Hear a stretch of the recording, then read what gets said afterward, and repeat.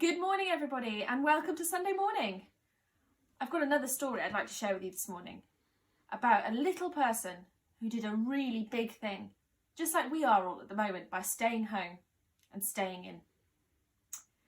This story takes place a long time ago, way back before putting pineapple on pizza was considered a bad idea.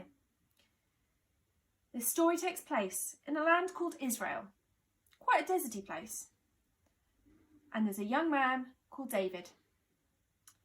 David is the smallest, youngest son of the smallest family of the smallest tribe of Israel. Today, David could be found out in the fields, tending his sheep and his trusty friend flower pots as usual. This was his job after all. And today was a fine day, so he was sat atop his favourite hill, playing his harp and worshipping God. His father walked up the hill to come and see him. David, oh David, come here son, I have need of you. Of course, Dad. What can I do for you? I miss your brothers awfully. They're off fighting with the army and I was wondering if you could take them some bread and cheese. You know, just a little treat to make them smile. Of course. Flowerpots and I will go right away. So David set off for the army camp. He walked for days and days and days.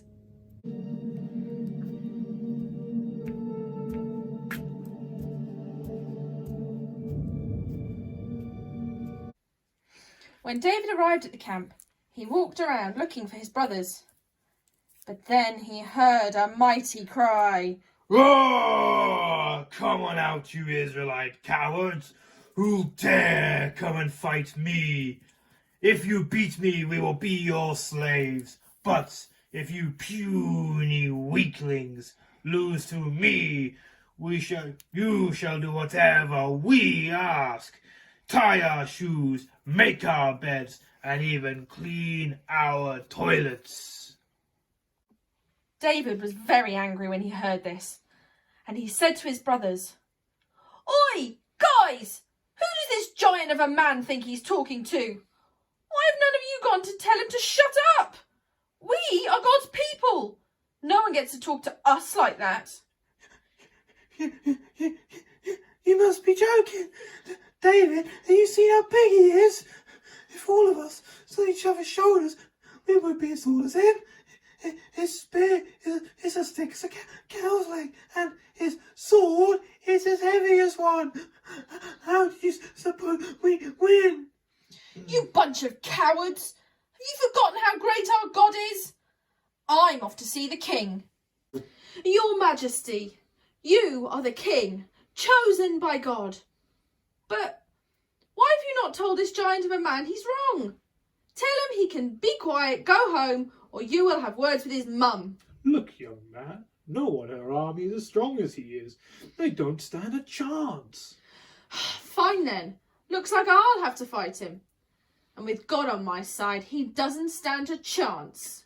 You must be joking. You are tiny, just a boy, and he is a giant. You're not much bigger than his foot. I've fought lions and tigers and bears. Oh my. And they're all bigger than me. But God is on my side. You make a good point. And now you have my armour, and my trusty sword. Yes, thank you, Your Majesty.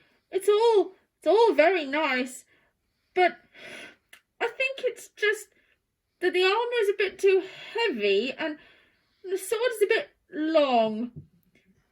Tell you what, I'll just take my slingshot. That's all I'll need. So David set off for the river. When he got there, he found 5 smooth stones, put them in his pouch, and set off to find Goliath. Oi, you big bully! I'm giving you one chance to pack up and go home and tell your mum you've been bad, or in the name of my God, I will defeat you. You must be joking. You are tiny.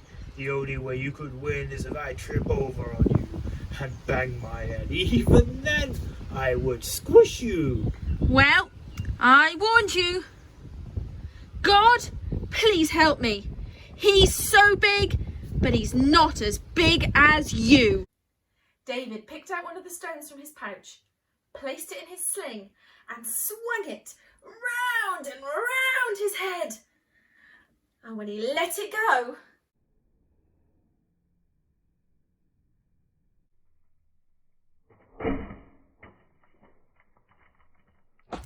and all of Goliath's friends ran around like headless chickens, afraid of David and the God of Israel. The end. Bye. See you next week.